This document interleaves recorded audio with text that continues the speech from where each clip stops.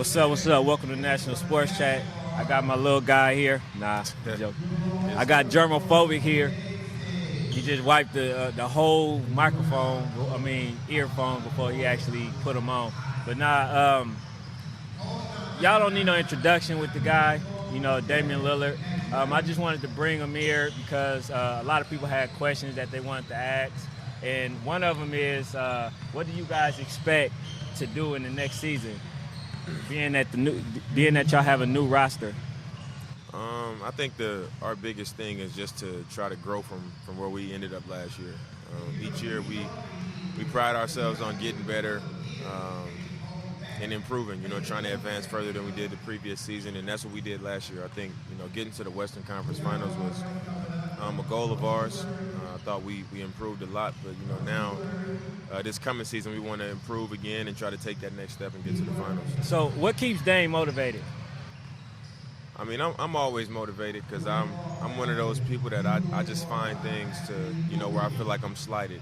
Anytime somebody says anything where I feel like it's wrong or they're taking something away from me that I've earned, I use it as fuel, fuel to the fire, even if it's something small or even if it's something that I'm putting extra on it, it's not a big deal. I make a big deal out of it because I just need to find things to push myself, and also the fact that I haven't accomplished everything that I want to accomplish. I haven't won a championship and I haven't won an MVP, so it's a lot out there for me to get done.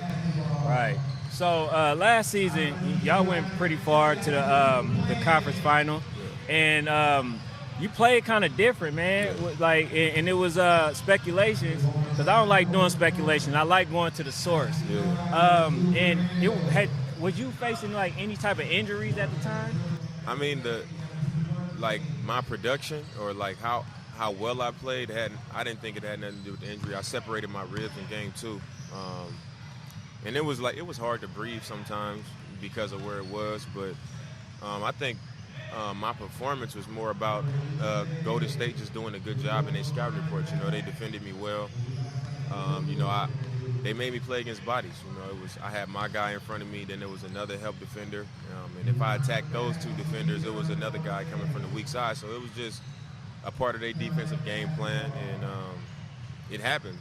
So you got to find a way to get the job done, and I just wasn't able to. They did a good job in their defensive game plan. Yeah, it don't take nothing away from the Golden State Warriors, but I mean, it was obvious that something was wrong, man. Yeah. And I was just like, why didn't they just take you off the dribble and then allow Evan Turner to bring the ball up? That was one of my suggestions, but they never did it. Either you or C.J. McCollum. And so I just thought that it did you a disservice, you know what I'm saying? Because if you got to the corner and then basically could nobody guard you one-on-one, you know what I'm saying? So I just thought that was one of the things, man. So you from Oakland, right? I'm from Oakland. We grew up with each other. And so how do you feel that actually transitioned to the leadership role, instantaneously? I mean, I think it played a huge role, just growing up in a neighborhood and in a family where it was always so many other kids, just learning how to share what I had, learning how to look out for other people, have other people's best interests. And I learned to put other people before myself, sometimes. And I think anytime you're on a team, the guys who have those qualities are the best teammates. Those are the guys that the guys on the team like the most and enjoy being around and enjoy playing with. Right. And for me, high school, college, I've been one of the best players on my team for, a long time now. So to have those qualities and to be one of the better players on the team, I think that just makes for a great leader. See, everybody want to be at the top, but don't nobody want to put in the preparation and don't know what it takes to actually get there. I just seen that you had with Anthony Simons an actual intense workout, but don't nobody really see that behind the scenes of how hard he worked, drenching in sweat, you know what I'm saying, doing crazy drills and stuff like that. What would you tell to the people who, slighting themselves? I mean, it's really nothing you can say to them because it's something you can say to them, but they know. When people go to the gym and then they leave the gym saying, "Oh, I worked hard." They know in their heart that they didn't. Right. You know, when they go out there and the season starts and they not getting the results that they was looking for, they know why. Right. You know, when you put the time in and really put the work in, and you really invest it in your heart and in your soul when you do it, Right. the results it's gonna come. Right. Because you gain confidence from it. You like, man, I put all this time in. I'm going out here and I'm gonna get out of it what I put in. That's the way it works. And for the people that it doesn't happen that way, it's a reason. You know, there's no magic to it or nothing like that. You didn't put the time in. You didn't do the work, so you're not getting the results that you thought you was gonna get. You know, Right. You can't cheat the game. Right. Hey, cheat yourself, defeat yourself. For real. So it's speculations, right? Because I would never sit there and say anything as fact because I don't know. Right. That Hassan Whiteside, you know, is a person that's not motivated. He doesn't get up. So one of the questions that was asked me to ask you was, how do Dame motivate Hassan? Keep him motivated. I mean, it's really not one of those situations that I'm going to approach him like, look, you should do this and you should do that and try to motivate him. I think for me, to motivate a guy like him is just to let him know that I'm on his side. You know, I think when guys see people like cheering for him and like want to see him do well and contributing to that, like my actions are saying, look, if I get in the paint of your man help, I'm gonna lob you the ball and I'm gonna drop it off to you. And you know what I'm saying? Like, I'm gonna communicate positively with you. Like, when you do that and people know you behind them and you support them, that's all the motivation they need. Right. When they know somebody in their corner, they gonna give you what they got because they see that it's real. They see that it's not, I'm not saying something to them for show. They see that I'm not saying one thing and my actions doing another. He'll see that, you know, I am who I say I am, and I'm doing what I say to you is what I mean. And I think, you know, we'll get the most out of him because he'll see not just me, but he'll see CJ, he'll see Coach Stotts, everybody want to see him do well, Right. and he'll want to give us everything that he has. So I don't think we have an issue with that. Right. So we're going to have to change Rip City to Live City, man. They got the two towers, man. I don't know what they going to do. I know ain't nobody getting to the rim, so that kind of forces my guy right here to, you know, be A1 on the defensive end because ain't nobody coming to that rim. So. Yeah, I mean, having a rim protector like Hassan Whiteside, I mean, arguably the best rim protector in the league. And then you got Zach Collins, who's another 6'11" guy, good timing, good shot blocker, you know, really good defender. It's going to be tough for people to finish on us in the paint. So on the perimeter, it's just going to be, you know, our job to make guys work. You know, not letting guys get open shots, not letting them feel comfortable on the perimeter and making them work. Because once they got to work against us and then they get in the paint, they're a little more fatigued and a little more work. Right, absolutely. Lower quality finishes and all that, you know, makes it easier on them. So even though they great rim protectors, we don't want to put all the pressure on them to, Right. you know, have to clean up for us. One of the guys she was pretty cool with is E.T. Yeah. You know, he was just here working out. And what do you guys expect? You know, being that you have a new roster, you always fulfill that leadership role. But what is the end goal? I mean, the end goal is to win it all. You know, everybody comes in, especially guys like E.T. You know, he's been on 4, 5 different teams. So he knows that it's a business at the end of the day.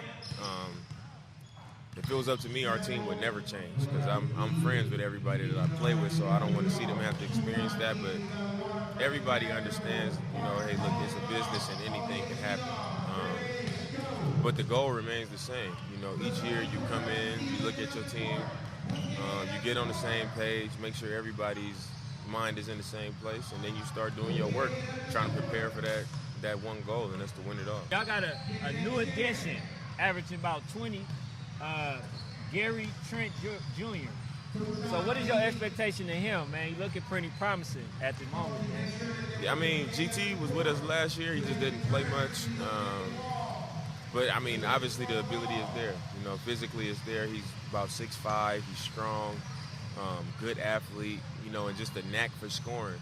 But, you know, for a guy like GT, it comes down to how can he do what he do or, you know, do what he does best within what our team needs from him. You know, just finding that balance of, okay, I can do this, you know, I can score, but Dame's average is 25. CJ average is 23. Nurk average is 17. You know, so the team don't need me to score 20. It's just a matter of him finding, okay, when I'm coming off the bench, you know, does the team need me to score in this group? The team need me to guard their best wing in this group. You know, it's a matter of him figuring out what does the team need from me, you know, that I'm able to do to really get himself on the floor and make contributions. Right. So I have somebody who asks, because they got Jaylen Brown in a league called the AEBL. Yeah, I saw some highlights from him. Yeah, so one of the guys, his name Paul, and he wanted to know, like, what would you think about playing one game on this team? I don't really play summer leagues. Right. Like, I don't play pro-ams. I don't do none of that because I think our season is long. We play 82 games, plus travel, plus practices, Right. plus preseason, plus playoffs. I mean, that's a lot of playing. That's hard on our bodies. Right. And I'm one of those guys, I'm always at the top of the league in miles ran. I'm at the top of the league in minutes played. And that's been every year since my rookie year, you know, and it's going to be my 8th year. So looking at that, it really doesn't make sense for me to go out into the summer and play more, you know, to beat my body up more, especially if I plan on having a long, healthy career. I think that's part of why you see, you know, more injuries now is because guys aren't giving themselves the proper amount of rest. Yeah. You're putting yourself at higher risk by just playing, especially you traveling here and playing in this league and, you know, all that stuff. Like, my preference is to, you know, I'm going to get my workouts in. I'll play one-on-one, I'll play two-on-two, and then I get off the court. Right. But, you know, it ain't really what I do to be playing in games and all that. I play enough games. Right. Tip would you give somebody that's aspiring to be the next Damian Lillard? I mean, I think the thing I would start with is just to, you know, make sure that you working hard for you. You know, you working hard to make sure that you're becoming the best version of yourself as a player. And then the second thing I would say is just to be a great person, you know, be a high character person, because I think there's a lot of guys out there more talented than I am. There's a lot of guys out there probably more gifted, you know, taller, longer, more athletic. All those things, a lot of guys who probably have more of that than I do, but it's not a lot of guys who are as unselfish as me. It's a lot of guys who aren't as coachable as me. It's a lot of guys who aren't willing to be on time every day like me. It's a lot of guys who aren't willing to accept criticism. It's a lot of guys who aren't willing to just do what's asked of you. A lot of guys who can't, you know, behave themselves. A lot of guys who don't respect, you know. So a lot of those things is what allowed, you know, somebody with maybe less than some of these other guys to be the 6th pick of the draft, and to be Rookie of the Year, to be a 4-time All-Star, and to be 4-time All-NBA, stuff like that. A lot of those things allowed me to get in this position. So I would tell them those two things, because both, you know, the talent and the work ethic and the game and all that is one thing, but the kind of person you are is what is going to make people really invest in you. Right, absolutely. How does, because a lot of people, they meet Dame, right, and then they say, man, Dame is real, right? It's like, man, he don't switch up, he don't change, man. So, like, what are some of the things that you do to make sure that you don't change and that you don't have to compromise who you are as a person? I mean, the stuff that would compromise who I am as a person, I stay away from it. Right. You know, I think it's that simple. I think people get to a certain level. You know, you make it to the league, NBA, NFL, actor, whatever it is, whatever you make it in. And I think people get to that position and they want to feel exclusive to other people. Like, they want to feel like above other people so people can look up to them, you know, and look at them like they're a bigger deal than they are. And I don't do that. You know, if I'm going to the rec, I'm going to the rec. If I'm going home, I'm going to see my grandmother in the neighborhood. Like, I just do what I do. I hang out with my cousins. You know, I'm not searching for famous people to hang out with. Like, I know people, if I see them, I say what's up and I keep it pushing. But, you know, I don't compromise who I am. I just do what I do. And, you know, I don't wish to be exclusive from other people. You know, I'm not gonna jump in the middle of a crowd, but I'm not like trying to be exclusive. You know, I go to the mall, I go to the movies. You know, I just do what I do. Right. See, man, look, y'all lucky. It's for the little kids, man, because I didn't really want to bother him because he's a very busy guy. You know what I'm saying? So I had to pull him to the side, make sure that we get all the questions that you guys have for me to ask Dane answer. You know, but on a side note, I have to let y'all know this before we leave. I knew this was coming. I am Mr. Miyagi, okay? Danielson right here. I beat Dane all his life. You know what I'm saying? Hey, let me say something. You did beat me in horse the day before yesterday. You beat me in horse. I give you that. You caught me slipping. But but we're gonna clear this up right now. When I was a kid, you used to serve me. The second I turned 14, it stopped, and you know it, bro. And you gonna admit this live, bro. If you saying you really don't remember it, then I believe you really don't remember it. Hey, my guy right here, right? Bro. When I turned 14, the game stopped. Look, I knew him before he knew himself because I'm older, obviously. So, you know, I've been around the older cousins. So I knew Dane, right, all his life. But he did not beat me. And then it got to the point where it was this. I was, like, feeling sorry for him because he was always going to the weight room after I beat him. And he had, like, this sad puppy face. It got to the point I didn't want to play him no more. You know what I'm saying? Y'all might want to stop following this podcast because this dude is lying, bro. Oh, man, you gonna tell us? Sad face? Hey, he had that. Sad face, bro. Like, it was like a face, like, of disappointment. Sad face. He, like, disappointed. You know, when I turned 14, bro, I was stronger than you, bro. No, you wasn't. Yes, I was, no, he bro. wasn't. Hey, not at all. Bro, I'm leaving, bro. All right, y'all. And then, look, we can call Mike, right? That's who y'all need. We can call Mike. You need to get Mike on this podcast. He say, we are. He say, Kendall, you be the NBA player. I said, man, who? Dang? Well, nothing, man. So that was when I was a kid, bro. Okay, I just beat you in horse. I know you admitted that. That's the first you beat thing me you in ever horse, admitted. but what you need to admit is when I turned 14 is when the game stopped, bro. Yeah, you wasn't whooping me. I was beating you, bro. All right, bro. And on top of that, as soon as you walked in my camp on Tuesday, I grabbed the ball, I met you at the door, and I locked you up and ripped you. I took the ball from you. Hey, I had my backpack on, okay? You took your backpack off.